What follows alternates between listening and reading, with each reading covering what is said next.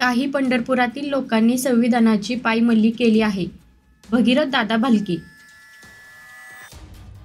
पंढरपूर नगरपालिकेच्या निवडणुकीच्या पार्श्वभूमीवर आज महामानव डॉक्टर बाबासाहेब आंबेडकर यांच्या पंढरपुरातील पुतळ्याला अभिवादन करण्यात आले. यावेळी तीर्थक्षेत्र विकास आघाडीच्या डॉक्टर प्रणिताताई भालके, भगीरथ दादा भालके, मनसे नेते दिलीप बापू धोत्रे याचबरोबर सर्व तीर्थक्षेत्र विकास आघाडीचे उमेदवार मोठ्या संख्येने उपस्थित होते. यावेळी संविधानाचे वाचन करण्यात आले. या प्रसंगी बोलताना तीर्थक्षेत्र विकास आघाडीचे प्रमुख भगीरथ दादा भालके हे काय म्हणाले ते पहा.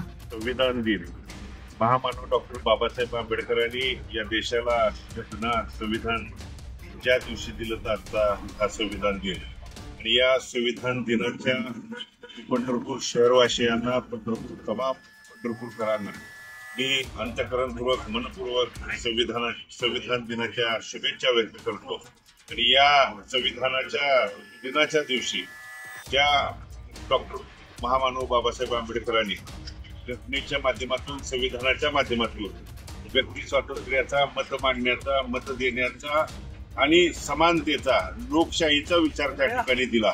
तो लोकशाहीचा विचार रुजवण्यासाठी, वाढवण्यासाठी आम्ही महामानव डॉक्टर बाबासाहेब आंबेडकरांचं पाईक या नात्यानं शेवटच्या श्वासापर्यंत त्या ठिकाणी प्रयत्न करेन.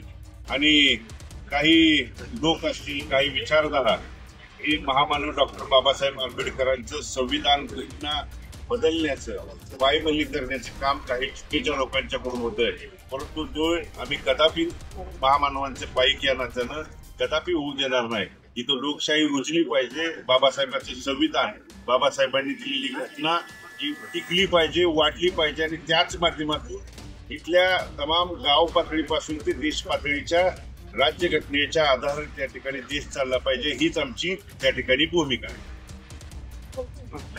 नगरपालिकेच्या नगराध्यक्ष उमेदवारासाठी माझी मंडळीला उभा केले होते.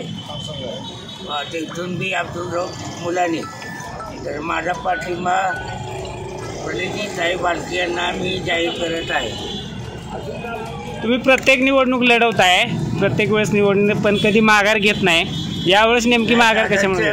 पाठीशी उभं राहायचं म्हणून मी आदरणीय नानापासून नानाचा कार्यकर्ता आहे. त्यामुळे मी नानाच्या विचारात प्रेरित होऊन प्रणिताताई यांना पाठिंबा देत आहे. जनतेला काय आवाहन कराल? मग जनतेला आवाहन करीन की मी प्रणिताताई यांना भरघोस मताने निवडून द्यावे. मागच्या पहिली जी यापूर्वीच्या निवडणूक होत्या नगरपालिकेच्या, त्या वेगळ्या होत्या. यावेळेस जरा वेगळं वातावरण आहे.